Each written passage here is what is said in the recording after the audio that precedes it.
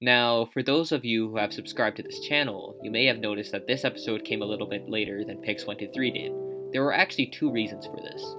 The first reason being that I felt like maybe I should space out my videos a little more. To put myself on a one-day timer is kinda stressful and it could detract from the quality of the videos. So maybe if I give myself 2 days instead, it'll be much easier on me and increase what I can do animation-wise. The second reason, however, is related to the concept of this video. Unlike the other 3 teams we've covered so far, the Royals don't really have that strong of a farm system, at least to other rebuilding teams like the top 3 picks. What that does, though, is create a debate for what draft strategy the Royals should go with. Should they draft straight up best available and hope that the farm will eventually balance itself out? Or do they choose a position of need and hope that the player drafted is good enough as the other options were available at that time? Of course, this question can't be answered without any context, so let's take a look at the Royals system. When it comes to young Royals positional talent on the MLB roster, Adalberto Mondesi, Brett Phillips, and Nicky Lopez are interesting players to look out for, although Mondesi has a much higher ceiling than the other two. The Royals honestly aren't filled with that much young talent position player-wise, with their roster strategy more so seeking what they can get out of late 20s, early 30s age players. That category consists of Whit Merrifield, Jorge Soler, Hunter Dozier, Ryan O'Hearn, and Maikel Franco. These players are likely going to be either veteran presence when the Royals get to their contending years or shipped off for additional farm pieces. Moving on to pitching, and the Royals have Brad Keller, Jake Junis, and Jorge Lopez as their young talent. Although it is very unlikely that any of these guys become aces, they are still worth their look in terms of either future rotational pieces or, once again, maybe trade bait, depending on the direction the Royals want to go with their current roster. As for prospects, the Royals tend to be more balanced farm system-wise, possessing 16 pitchers to 14 positional players in the top 30. Of those 14 positional players, however, are 8 outfielders, which you could say is a strength of the Royals system. Out of their positional prospects, some notables are Bobby Witt Jr., Eric Pena, Kyle Isbell, and Khalil Lee, with Witt being your only non-outfielder in their top 10.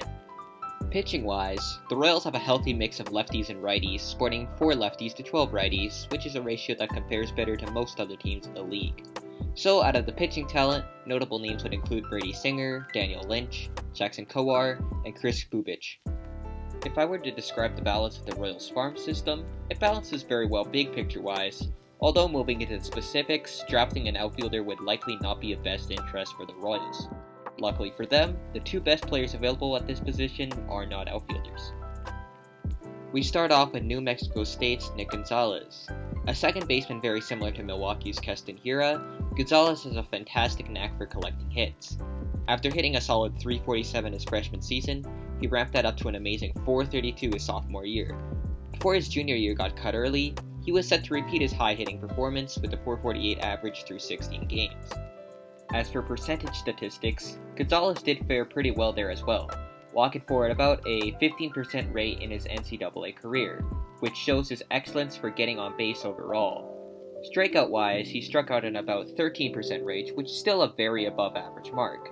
Overall, these rates have resulted in an NCAA career slash line of .399, .502, and .747, which of course are insanely good numbers. To beat that very high bar comes Emerson Hancock, who himself comes with a lot of promising potential. As discussed in the Marlins video, he throws his fastball at the 94 to 97 mph range, as well as possessing a plus slider, curveball, and changeup. With all of his great pitches comes a surprising amount of control, with Hancock averaging a 2.6 walks per 9 throughout his time with Georgia. When it comes to how he gets hit, Hancock does a nice job there as well, possessing a hits per 9 of 7.0, home runs per 9 of 0.9, and strikeouts per 9 of 9.7. So, with his stuff and his statistics, Emerson Hancock had built his case of being a top prospect himself, even considered the number 1 pick after the 2019 NCAA season.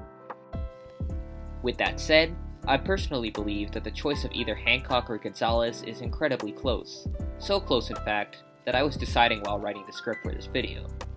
But for how good Nick Gonzales has been hitting, I think it would be wise for the Royals to bolster their rotation for the future. Emerson Hancock is your new Kansas City Royal.